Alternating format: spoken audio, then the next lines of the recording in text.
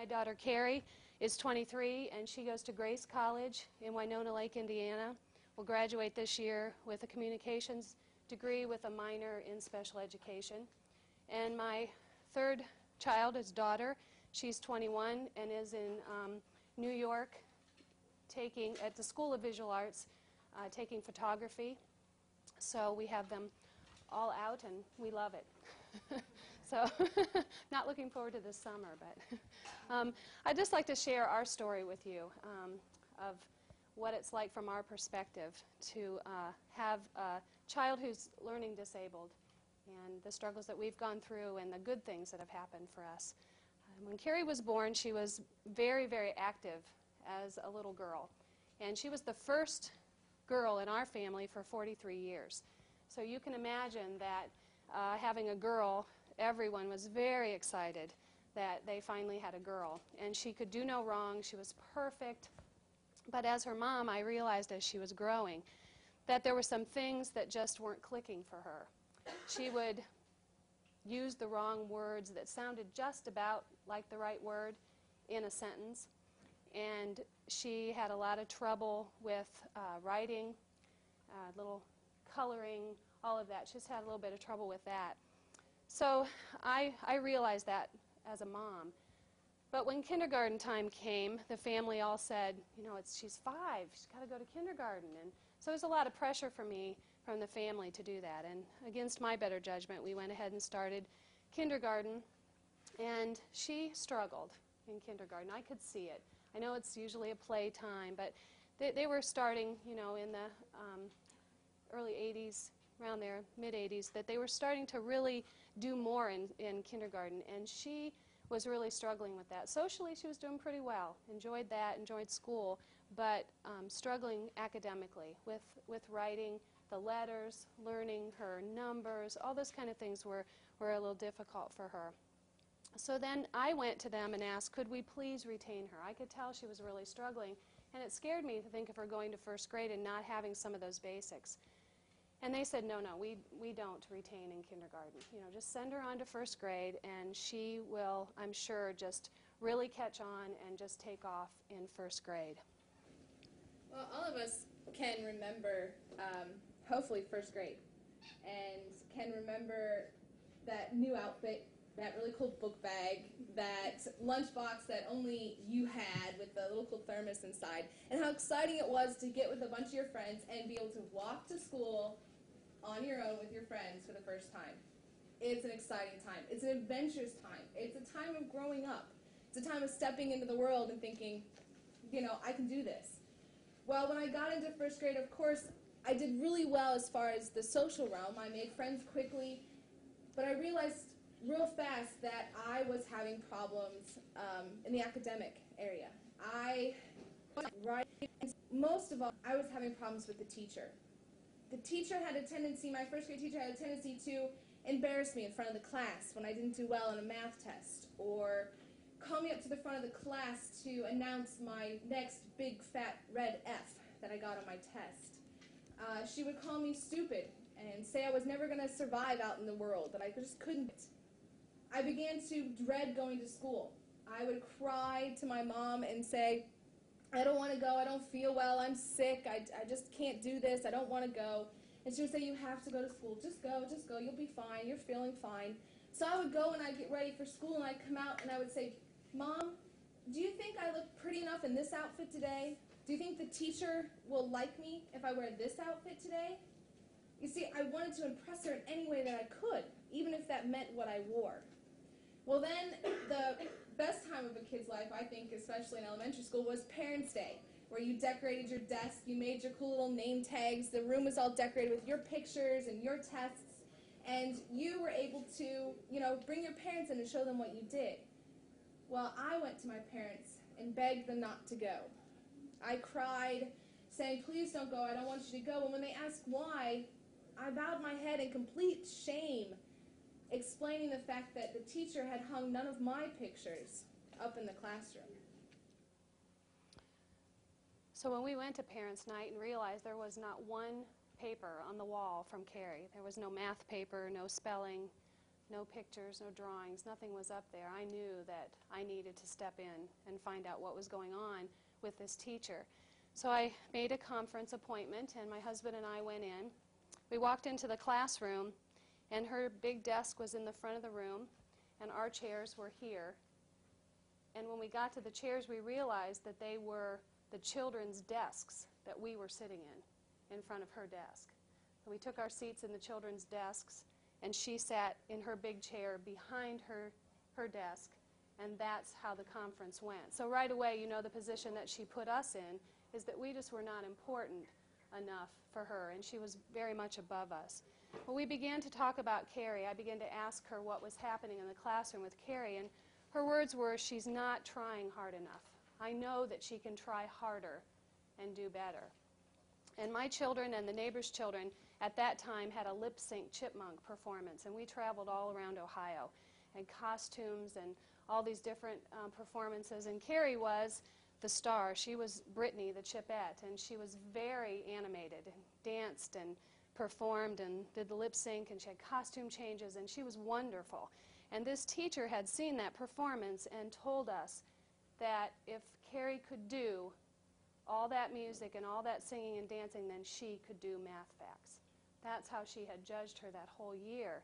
And I said to her, I remember saying to her, if you would put those math facts to music, I guarantee you she would remember them. If you would let her stand in front of the class and sing them, she probably would do that.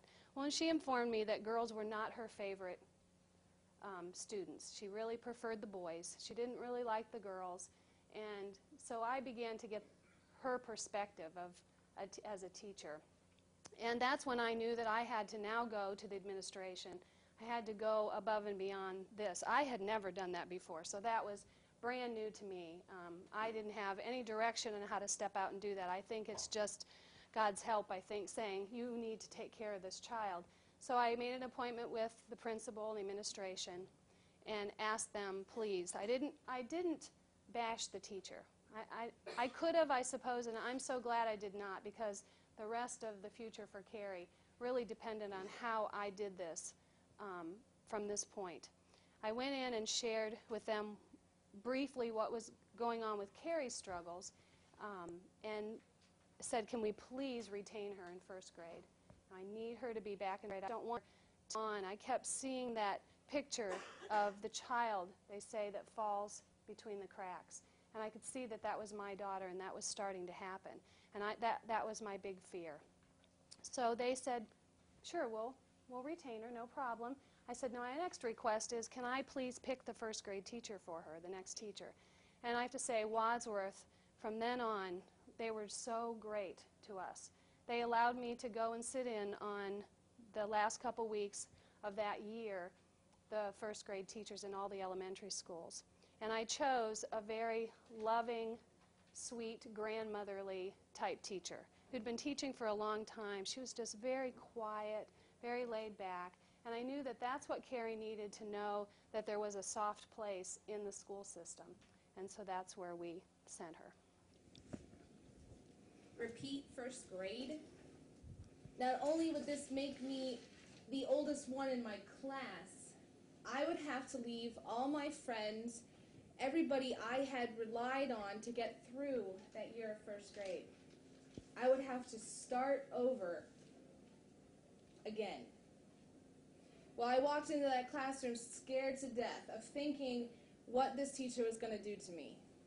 Well, I discovered just how sweet she really was to me, how she played on my strengths, not my weaknesses. I was an outgoing, talkative girl that just wanted to do everything and be involved in everything, and she allowed me to do that. She gave me the freedom to be myself. Well, then I went on to second grade, and I can't remember much about second grade.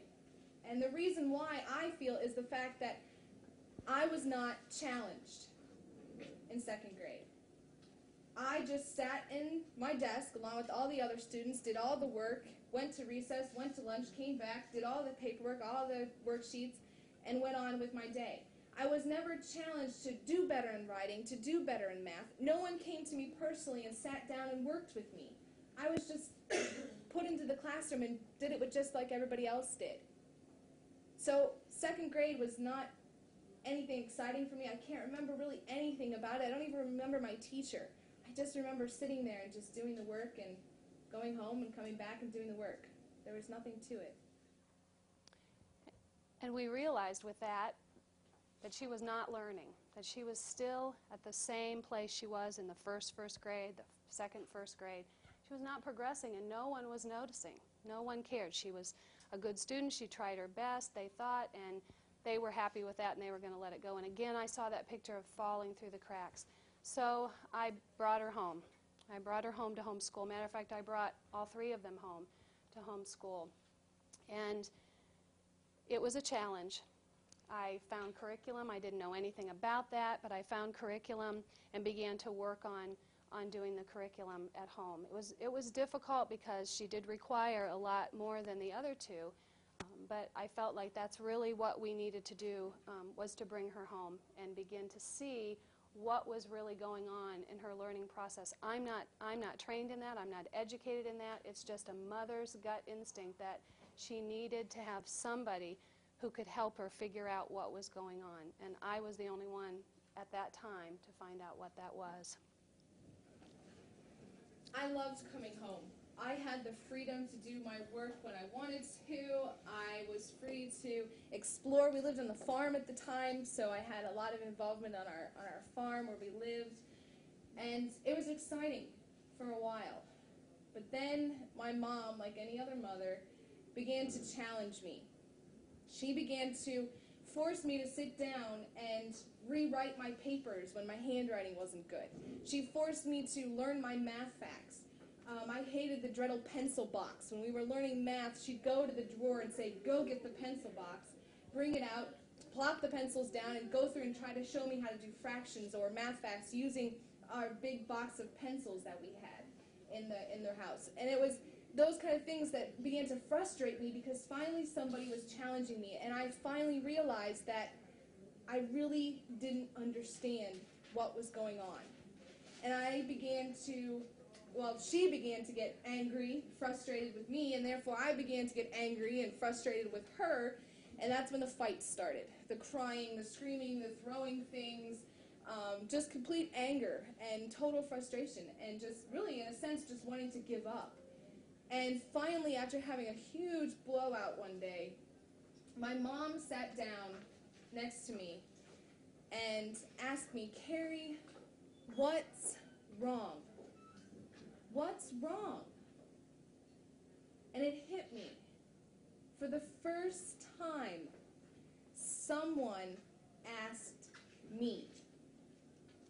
They asked me what was wrong. They didn't ask the testers. They didn't ask the teachers. They didn't ask the administration. They didn't ask my mother what was wrong. They asked me what was wrong. And then the only way that I could in my third grade mind to explain to my mother, I began to explain to her that I felt like my head was full of a bunch of file boxes. And let's say someone gave me a problem like 2 + 2. Well, of course, I'd quickly run to the addition section of my file boxes. I'd pull it out, go to the 2 section. I'd go to where that card should be, and it wasn't there. So I think in my mind, okay, maybe I filed it someplace else. Maybe I filed it under the answer, not the equation. So I start wrestling through my file boxes and head for the answer section. And then it wasn't there. So I say, okay, addition, multiplication, they're similar in signs. Maybe I stuck in the multiplication section. So by then I go to the multiplication section and started the whole process over again. By this time, the class had moved on. They'd gotten frustrated with me. I was lost. My hands had started to sweat because of being nervous. I began to get sick. I began to just feel horrible. I just began to fall apart. And everybody else seemed to be getting it, and I wasn't. And therefore, I was lazy. I was stupid. I was not trying hard enough. I was not paying attention in class because my thought process took longer than everybody else's did. So my mother decided to take me in for testing. She had tested me in private schools, in public schools before, gone in and done some testing, but this time she took me in to have me tested at Chapel Hill Christian School. Do you want to talk about it? My girlfriend works there, and she has a friend that teaches there who works strictly with special education students who come there. It's a program called the NILD program, the Norfolk Institute for Learning Disability. It's Christian-based, but they don't use biblical stuff. It's just happened to be a Christian organization that started it and offers it to Christian schools. So I was going there to find out how I could use this curriculum and bring it into our lives to use it. I had tested her before in other systems, the school system, privately, and every time they would say to me, this is the problem that you're having with your daughter. She's having trouble in math, spelling, and her hand. And I would say, yeah, I know. What do I do? And they said, just keep going. She'll catch on. She'll get it. That was always what they told us. She will get it eventually. Just keep doing what you're doing, and she'll get it.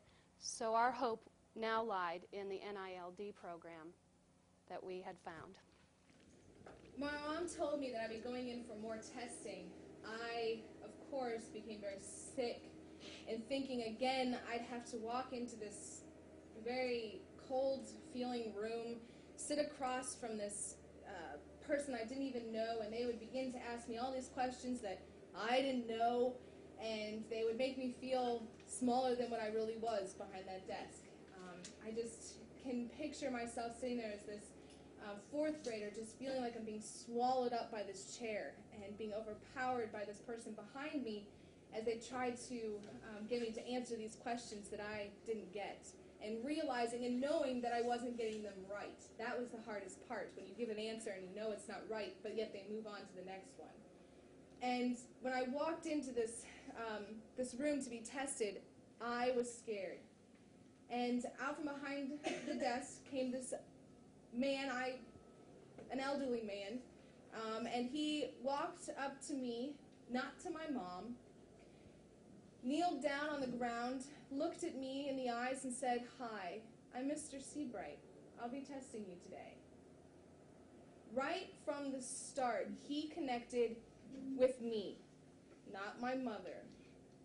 He sat across from me and began to administer the test, and instead of making me feel like I was small and insignificant and being unnerved by my sweaty hands or rambling vocabulary or any of the other nervous habits that would come out during these testing times, he would tell me, "You're okay, take your time, you'll do fine, keep going, you can do it." He was constantly encouraging me. So when the results came back from the testing, again, I figured that just like in the past, I would be stuck out in the hallway. My mom would sit down and them in the room. She'd come out, get my hands and look at me and say, "Maybe next time, Carrie, maybe next time." And we walk away. Not this time. This time I found myself sitting across from Mr. Seabright. My mom was off to the side. And he began to explain to me, that this was not my fault. That my struggles was not my fault. That I couldn't control it. That I wasn't because I was lazy or because I was stupid. It wasn't my fault. And that he wanted to help me learn the tools to overcome, not fix, but overcome what he called, and he gave it this big long name, it's called auditory perception deficit disorder. Basically, in layman terms, in one ear, out the other. And he began to explain to me how my brain worked and how the information got lost. And I sat there fascinated, finally, with the relief of realizing I understood. Finally, someone put words to what I could never explain to people. He had put words to it, and he took me under his wing, and we began to go through the NILD program. I was still homeschooled at this time. I was in 4th grade, and I went home, and along with my 4th grade curriculum, I had to do the NILD program. And at first, I was excited. I was so excited because I figured this was going to help me. This was going to help me learn. I was going to get better. I wasn't going to be stupid anymore. Yay. I was excited. And for a while, that's how it went. It went really well. But then, slowly, I began to get really tired. I became frustrated again. I would be doing my 4th grade, homework, and we'd finish, and my brother and sister would run off to go and do their stuff, and I'd head out to the next room to the big chalkboard and begin my NILD work. And that's what I did every single day. I would do my regular schoolwork, I would do my NILD homework. And I would go and meet with Mr. Seabright twice a week and would go through the program with him, and I just began to find myself physically, emotionally, mentally exhausted with everything that I was being bombarded with, because I was having to learn a complete new way to learn things. I was having to reorganize everything that everybody had tried to teach me in the past and learn a whole new way to do it, to bypass all the little things in my head to make it work for me. I was getting tired. And my mom came to me right at the end of my 4th grade year, beginning of my 5th grade year, and said, "Carrie, what's wrong? You're not happy. What's wrong?" And I began to, again, explain to her the only way this little 5th grader could was I felt like a bouncy ball that was just bouncing so high. I was so excited when I first started this program. I was so excited. And then I found myself getting tired, and the ball began to slow down. And I was so afraid that that ball was going to stop bouncing, and I was never going to get it bouncing again. And I didn't want that to happen. And in a sense, I was crying out for more help again. Mr. Seabright's suggestion at that time was to try school again, to get her back into an environment, into a classroom with just a schedule every day that was different than what we were doing at home. He felt that she had really progressed. Even though she was frustrated, he felt that she really did progress, and he wanted to see how she was going to do in the classroom. So we debated on which school system to send her to, because this was a big step. And we lived between Seville and Wadsworth, and so I chose Seville Elementary School. They just have one elementary school in the town. I knew it would be small, it would be intimate, the teachers would know their students better. So we went there, we scheduled a meeting, and Mr. Seabright came along. We couldn't have stopped him if we would have tried. He was going to come along. And I'm so glad that he was there. We walked into that room, and there were 8 professionals in that room. I was just shocked. There was the Medina County Special Education Director, there was the speech, there was the tutoring, the teachers, the principals. I don't even remember everybody that was there, but I was overwhelmed that there were so many people there for my daughter. Carrie did not have an IEP, so they did not have to do this for us at all. The first words out of Mr. Seabright's mouth was, "This is what Carrie needs." He listed those and said, "If you cannot provide these for her, we'll look elsewhere for a school for her." And I thought, nobody talks to professionals like this. I was quite moved by that. And they said, "No, what can we do? We want to help. What can we do?" And so we put her back in school in the middle of 5th grade, and they worked with her. She went to tutoring, she went to speech, she went to writing classes. They did everything they could to encourage her and to make the transition easy for her from the homeschooling and all she had done back into the classroom. Of course, again, when I went back to 5th grade, I was scared. I was nervous.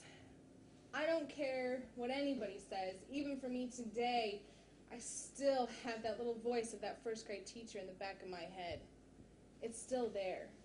And when I went into school, I was very scared again that it would all happen all over again. But I found myself in an environment where everybody was willing to help, willing to give of their time, willing to sit with me. I found myself in a little classroom learning the spelling and the writing, and I had the freedom to get up and work with my other fellow students. I didn't have to do it alone in my seat. If I got it, I could help teach them how I got the math problem instead of having the teacher keep giving it to us. I was able to help out my students, and they were able to help out me. It wasn't always standing up in front of the classroom and a teacher telling me what I had to learn. When I went into 6th grade, I went in full inclusion. I did not have any outside help. And of course, I was nervous, but unlike in 1st grade, in 6th grade, I was not afraid to ask for help. I wasn't afraid to raise my hand. You see, I wanted to learn. I wanted to learn. And I was going to demand from those teachers that they teach me. It was their job for them to teach me, and I was going to demand that they did so, whatever that took. And if they weren't going to help, I was going to find someone else who did. And I was not afraid to stand up for myself and say that. And as a result of that, I excelled in 6th grade. I got Student of the Year my 6th grade, in 6th grade. And I went on then into junior high. So I began to realize what I was able to do by standing up for myself and seeking out help. I was a little concerned about the junior senior high experience for her. It's quite different when you're changing classes and all of that, and all the different teachers and all the different methods of teaching. So we went into the junior high and made the counselor our advocate in a very loving way. She was amazing.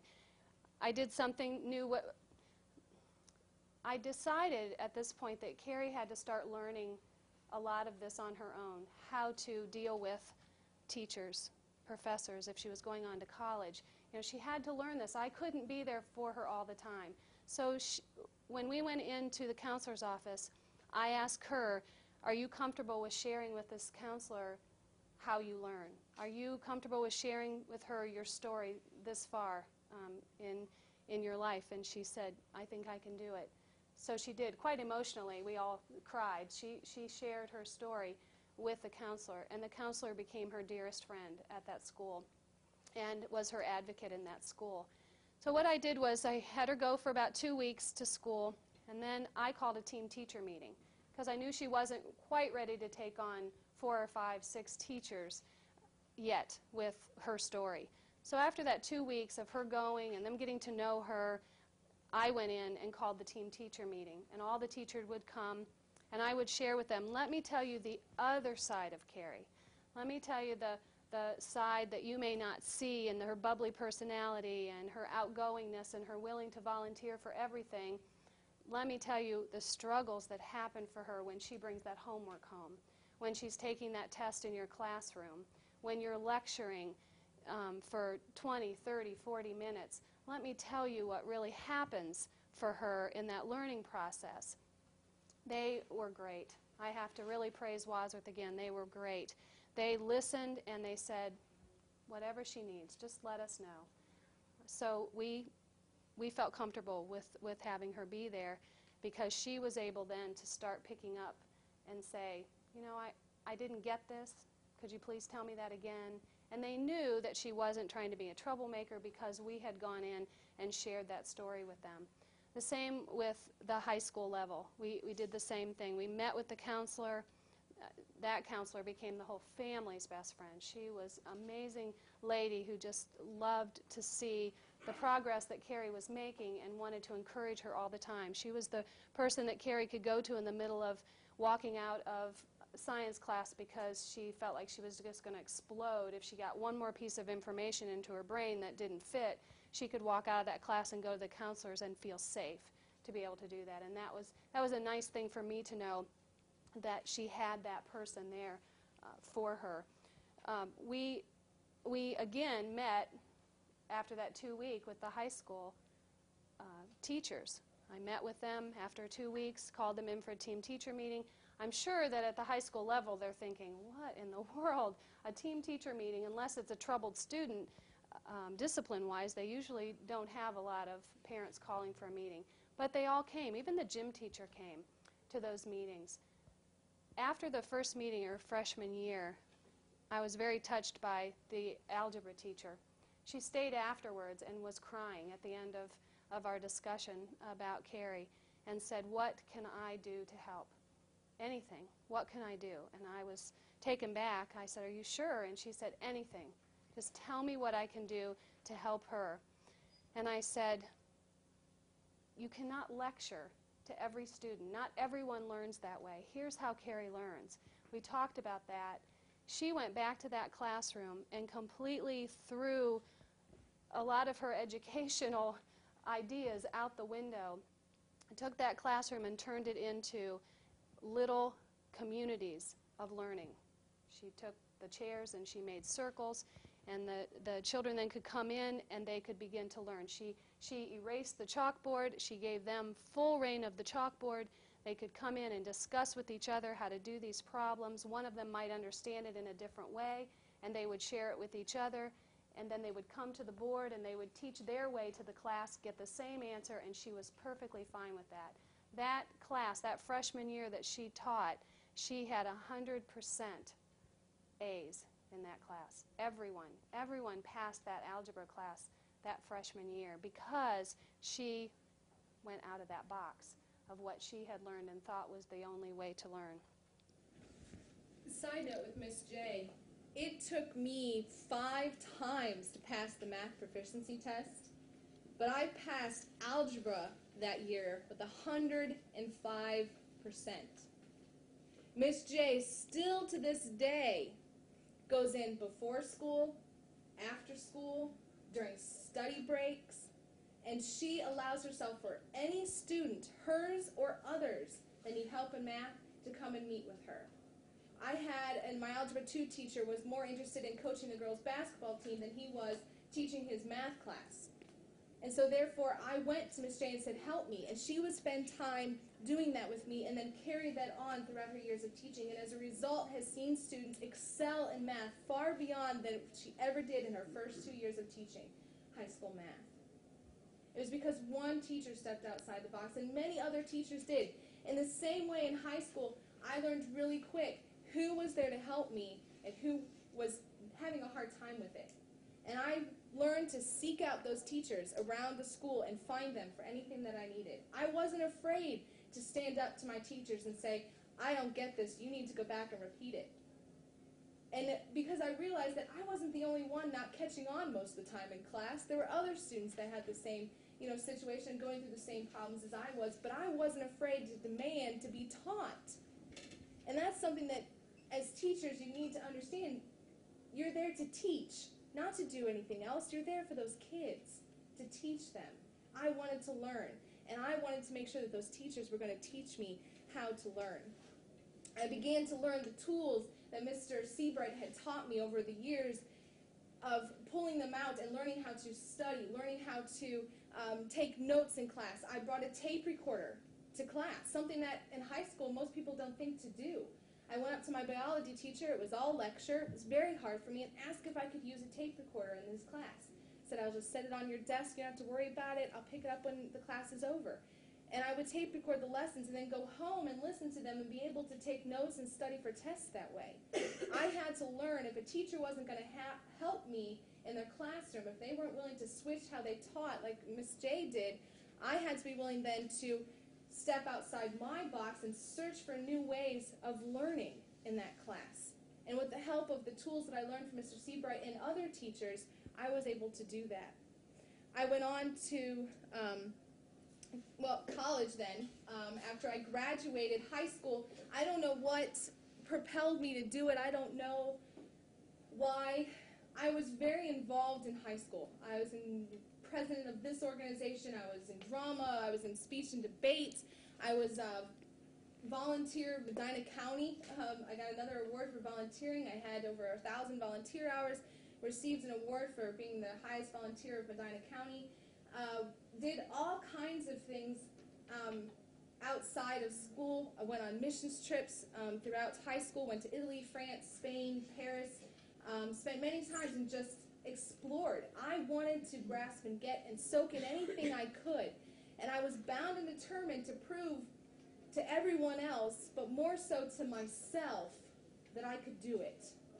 I ended up graduating high school with an honors diploma, National Honor Society. I sat second row, middle seat on graduation day. I got 2 academic scholarships. Academic scholarships. And then I decided I wanted to go to college. Something, again, people said I would never be able to do. I decided to, of course, pick a very elite, private, Christian college out in the middle of nowhere. Instead of just a basic university, I went for the hard stuff. Ended up getting accepted. Went in, started taking classes, and found right away again began to seek out the people that were there to help me, the people that would be there to encourage me. and came across now my dearest friend, Peggy Underwood.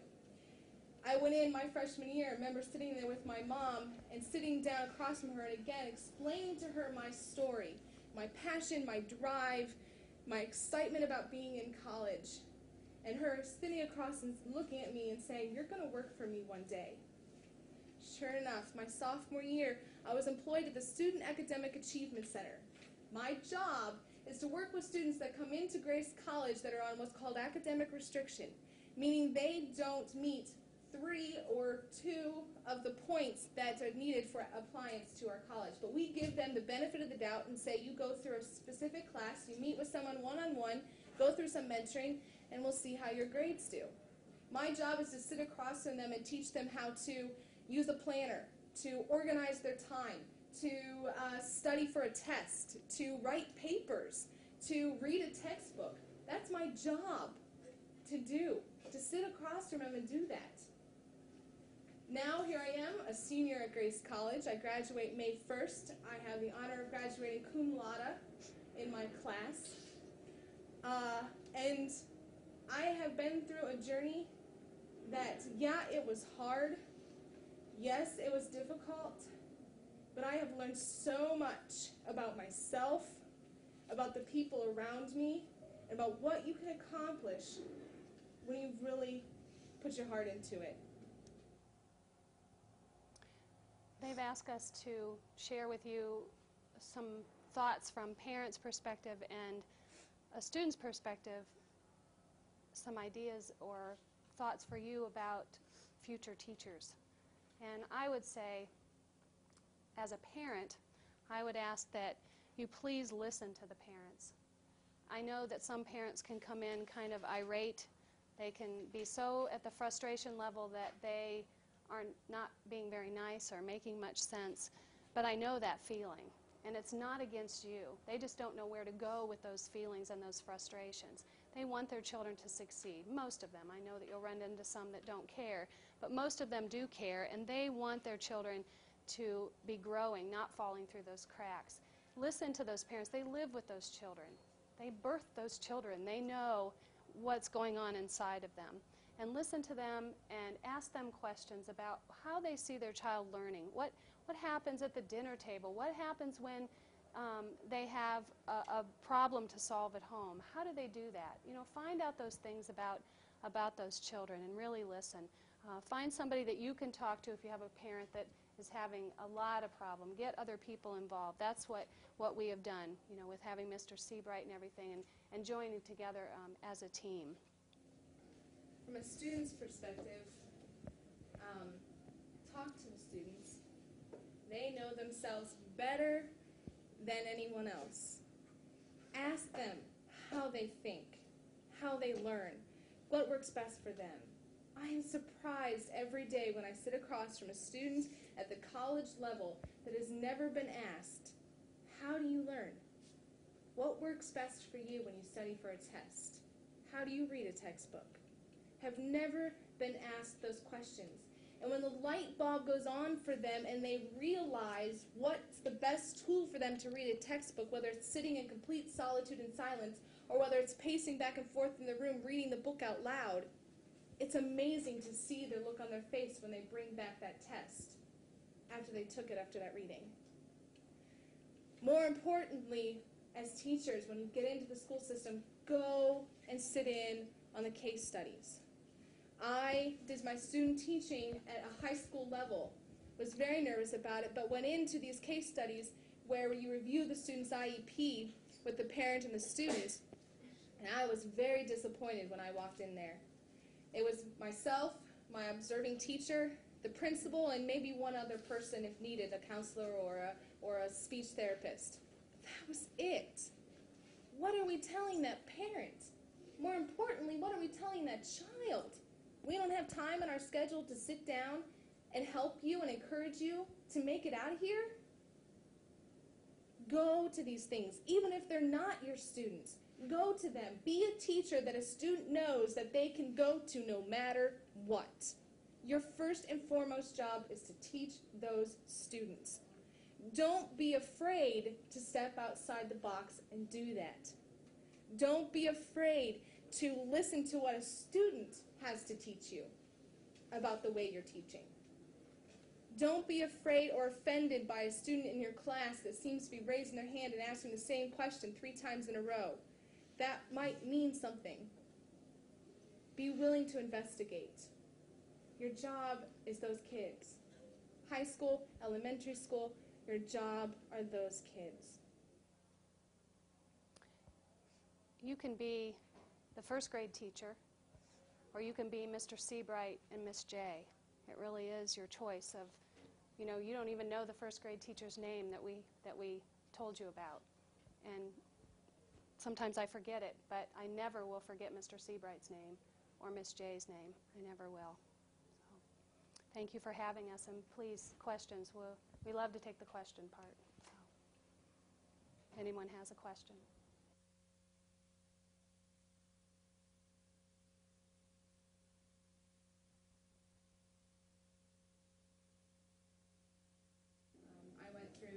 I got tested again in high school. I needed to take and pass my math proficiency test, so we said, we'll get her, see if we can test her. If she qualifies, I can use a calculator.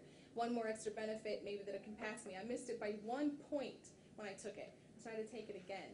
And I was, you know, of course, frustrated. And I looked at my mom. Here I am, you know, a sophomore in high school. And I look at my mom and I say, should I lie on the test?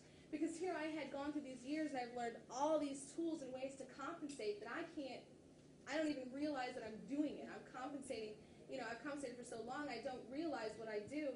So when I sit down and take this test, it's just an automatic trigger for me to do. So I said, should I lie? Should I pretend that I really am stupid? You know, I didn't know what to do. And of course I didn't get qualified even in that level either. So no, it wasn't until my mom and Mr. Seabright really stepped up and said, yeah, she does have a learning disability. I learned differently. You know, I just learned a different way, and we just challenged the school system to teach in a different way. I wasn't the only one in that class that probably had a learning problem, but didn't qualify either. I wasn't the only one, I'm sure, and I was just the one in there that challenged everybody to really step up.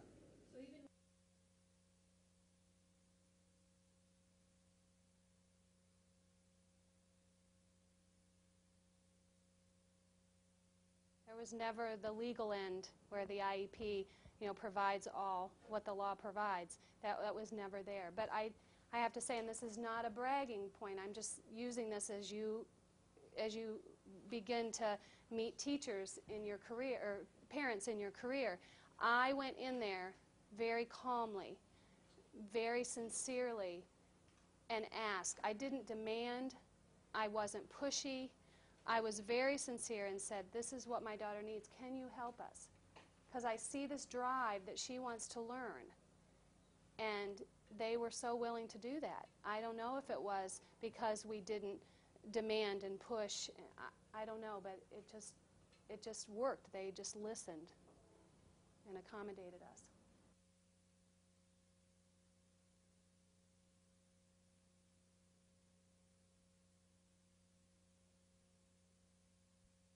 Well, let me go to the first part. I don't even know if this is anyone who's been in special education for a long time. You might be able to, the words that he used, I don't know if that's actually a diagnosis or what, but it was auditory perception deficit. And how he explained that to us in layman's terms, because I'm not educated in that in any way, was that in the processing of her learning, that the information that goes into her brain is not filed in the proper location to recall that. So it gets filed in all different locations. Because when I would say to her, spell this particular word, we had just spelled it. Matter of fact, she tells about, I would take black paper and sugar, and I would have her write that with her finger in the sugar. And then we would put it off to the side, and I would say, okay, now I need you to spell that. You know, maybe I'd give her 5 minutes to wait or whatever, have her spell that. She couldn't find that information in her brain. She knew it was in there. That was the frustrating part for her. She knew it was there. And that's why she talked about the file cards. She said in her mind she would visualize pulling out those file cards and saying, I know it's in here. I know it's here. I know it's here. I know it's here. She'd sometimes forget the question because she was looking for that. She'd forget what she was looking for after about the 5th time that she was searching for that answer. So what Mr. Seabright did for us then was to help her learn the secret to finding those answers.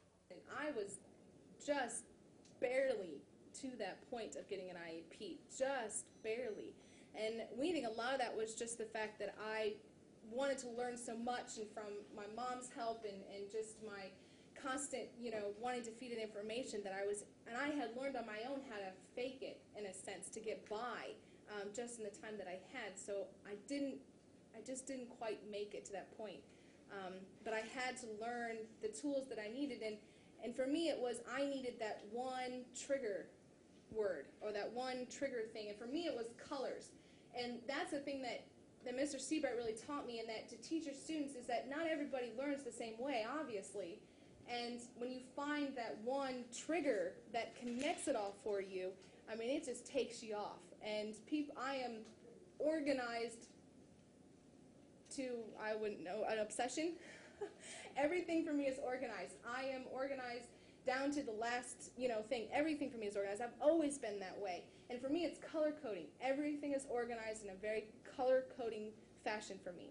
I would memorize my words for class in color, and I would sit there to take my spelling test, and I would go blue, blue, blue, blue, got it, and I would jot it down, I got the word. I still to this day, everything, all my textbooks, all my highlighters, all my notes are all done in the same color. And I could sit there on a test and I can go, see a question in my head, go right to the exact page number, right to the exact paragraph, and see that exact word jump right off the page because I see it in that color. And I've had to learn how to read for those specific things to highlight, to trigger my memory. So it's taken a long time to get there, and I don't even understand how to explain it, because it's just something that I was able to just, I don't know, through the process of just getting it, I just realized what worked for me. Hard work. I didn't have a life in high school. I talk about all my extracurricular stuff I was involved in, but I didn't go to a basketball game or a football game to my senior year of high school. I would go home and I would study, and I would study, and I would study, and I would study. My mom would study, and when I say, my mom knows more about biology now probably than I do, because she would study with me. She knew how I learned. She knew what I needed. She was able to handle my frustration and my, total anger and everything that I would go through in the process of learning how to do and study for my tests and learning the different things I needed to learn. She was willing to sit there on that couch with me for hours and learn everything I needed to learn. She sacrificed that time for me, realizing that I could get it, it just took a little longer, and she was willing to do that. But it wasn't until my senior year of high school when I finally realized to relax, and it's taken me a while, even in college. I still call up my mom sometimes and have and just sob on the phone for about an hour, then sit down and calmly and relax and go through my work. But it's taken me a while to learn that I need to relax, and I just need to do it. I've learned to have faith in myself. I've done it for 4 years now, and I keep telling myself I can do this. I've only got 2 months left. I can make it in 2 months. I don't have to stress. So.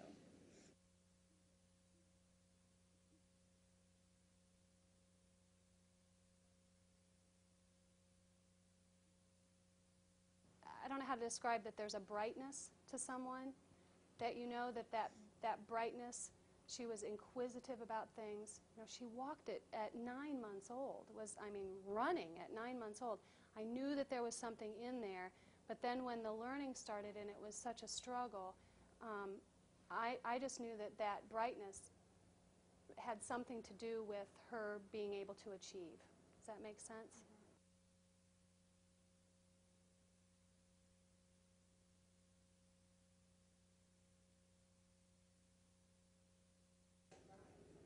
I deal with that now a lot of times in college too, and I talked about that ball, and what you want to remember is that unfortunately there's times where you get a student that that ball has been stopped for so long, it's been buried and it's hard to find, and then it's really hard to get started. The only thing I could say is just be a light for them. Never give up on them. There's no student that really doesn't want to be normal. They all want to be normal. They have their own ways of dealing with it, though, their own ways of hiding it. Mine was my outgoingness. Mine was getting up on stage and hamming it up. That was the way I did it. Filling my time with anything I could possibly do outside of school was the way I dealt with my not being normal. Other students have a way of dealing with it, and it's the fact of taking that with the student, accepting that as part of the student, but yet forcing them to seek deeper. And really just being that encouragement to them. There's really no other way to put it except just to constantly be there for them. Don't ever walk away from them. Even if they go on to another classroom or another school, always keep in contact with those students that you know have the drive and want to do it. Deep down inside, it's there. It just takes sometimes that one person, like it was for Mr. Seabright, for me. It takes that one person to get down on my level, look me in the eyes, and say, I'm here to help you.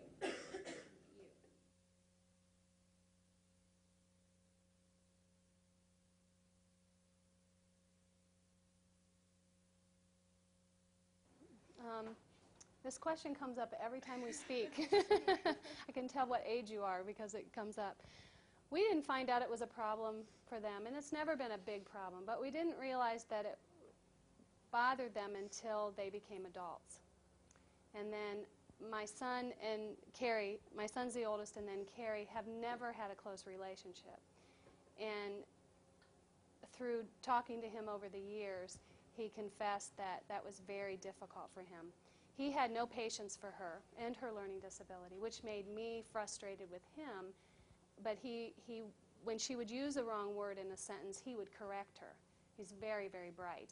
And he would correct her and roll his eyes, which didn't make her feel any better. And so I would try to tell him. But he did confess to me just within the last year that he should have been more compassionate, that he should have found out what was really going on with her so that he could have understood it better.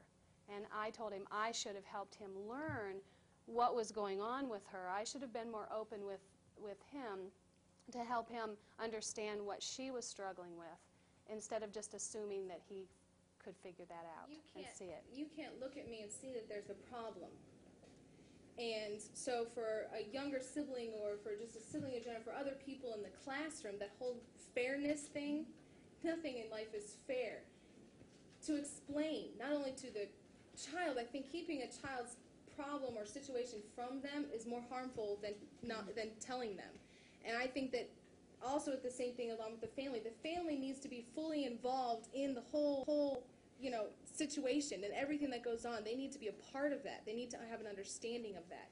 So I really think the important part is just to make sure everybody knows that if you had the same problem, I would do it for you. And I do this for you when you struggle with this. It's not about fairness. It's about this person just needs a little bit more, and that, look what you can do to help this, to be helpful in this situation. And he was very, very involved in drama, show choir, all that, and I was president of all that stuff. So that's how I guess I assumed that he was being taken care of, as I was so involved in his stuff. But hers was the academic part. And then my youngest daughter danced classical ballet, and I was the whole backstage person. So I really tried to do what they needed, but I think that because of hers being a different realm, it was a little harder for them.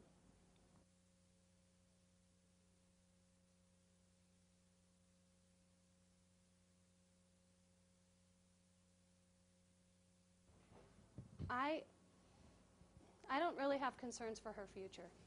Carrie has a drive that will take her wherever she wants to go. I really believe that. She's going on a missions trip to Kyrgyzstan, be her second one. That's a big, anything that ends in stan, my husband said. but she has made this happen for herself, and I believe that she can do anything that she sets her mind to doing, and because she understands herself. She understands that she has to get frustrated sometimes above and beyond what most people do before she accomplishes something. She understands that part about herself, and she now knows through all the work that we've done together how to deal with that and how to bring herself to calmness and how to bring that all to completion. And I believe that's what she can do. I have total faith in her.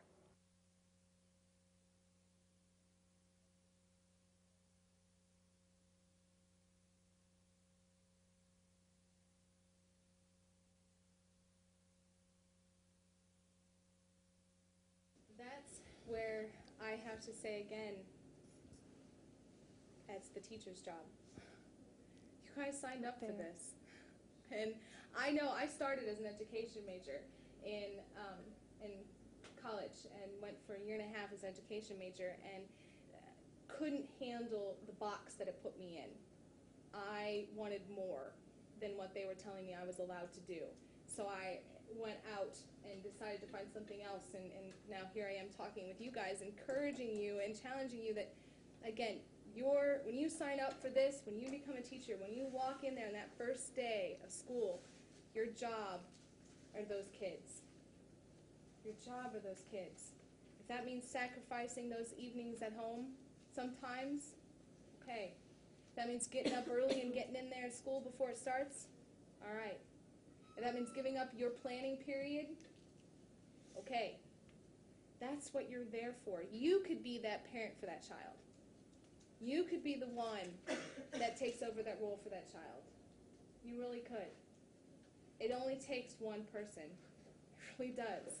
I was fortunate enough to have a variety of people that stepped into my life. But it only takes one. It only takes that one. Thank you very much. Thank you for having me.